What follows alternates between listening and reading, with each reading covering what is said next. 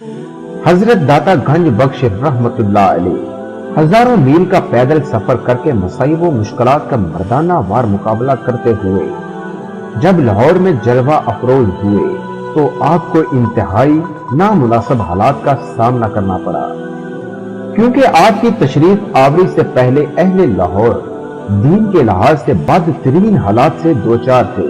ہر طرف بد عقیدگی، بت پرستی، شعبدہ بازی اور جادوگری کا بازار گرم تھا۔ خطہ لاہور کفر و شرک کا مرکز بنا ہوا تھا۔ حریص، لالچی، شاطر اور گمراہ لوگ مختلف ہیلوں بہانوں سے لوگوں کا مال و متاع لوٹنے پر ہی اکتفا نہ کرتے تھے، بلکہ انہیں بے دینی اور گمراہی پر چلانے کے لیے ہر حربہ استعمال کرتے۔ ہندو برہمنوں، شعبدہ باز جوگیوں اور جادوگروں کا بڑا زور اور چرچا تھا۔ ان بدماش لوگوں نے سادہ مزاج لوگوں کی زندگیاں اجیرن بنا رکھی تھی۔ جان و مال اور اولاد کے خوف کی وجہ سے قرب و جوار اور دور دراز کے لوگ ان کے پاس آتے اور انہیں نذرانے پیش کرتے۔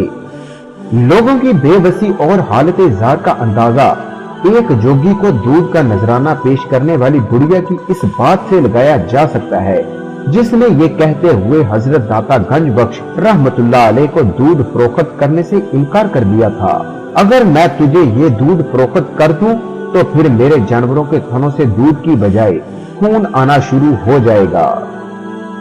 واقعہ کچھ یوں تھا کہ جس وقت حضرت داتا گنج بخش رحمت اللہ علیہ تبلیغ اسلام کی خاطر غزنی سے لاہور تشریف لائے، جس جگہ اب آپ کا پانی والا چشمہ ہے وہاں درخت کے سایہ میں قیام فرمایا۔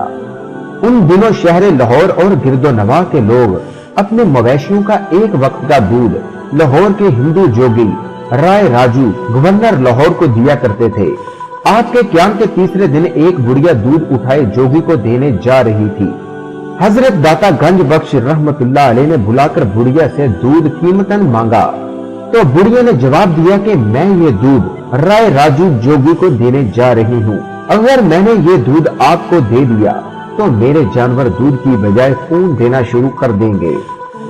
حضرت داتا گنج بخش رحمت اللہ علیہ نے فرمایا یہ دودھ مجھے دے دے، تمہارے جانور خون نہیں دیں گے۔ آپ رحمت اللہ علیہ کی بات کا بڑھیا پر اس قدر اثر ہوا کہ وہ دودھ آپ کو پیش کر کے واپس چلی گئی۔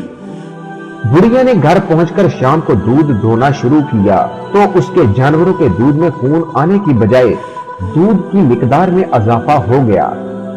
اس بات کی خبر بڑھیا نے شہر کے دوسرے لوگوں تک پہنچائی تو انہوں نے بھی آپ رحمت اللہ علیہ کی خدمت میں دودھ پیش کرنا شروع کیا۔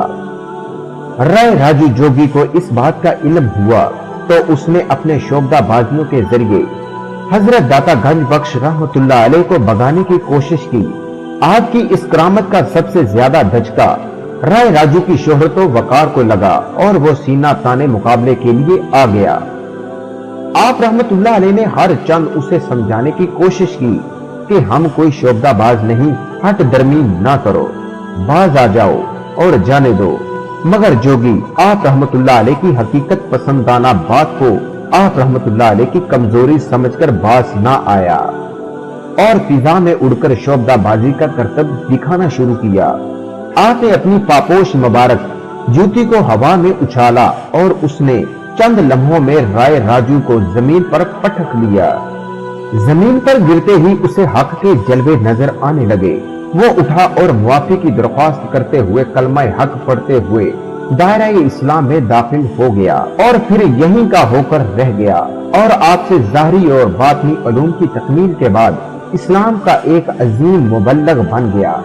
اس کے قبول اسلام سے شعبدہ بازی دم توڑ گئی اور اس کے اسلام لانے کی خبر دور دور تک پھیل گئی، جس سے تبلیغ اسلام کے حالات سازگار ہوتے چلے گئے اور لوگ پنجاب کے گوشے گوشے سے حضرت داتا گنج بخش رحمت اللہ علیہ کے پاس حاضر ہونے لگے اور شب و روز آنے جانے والوں کا تانتا بند گیا۔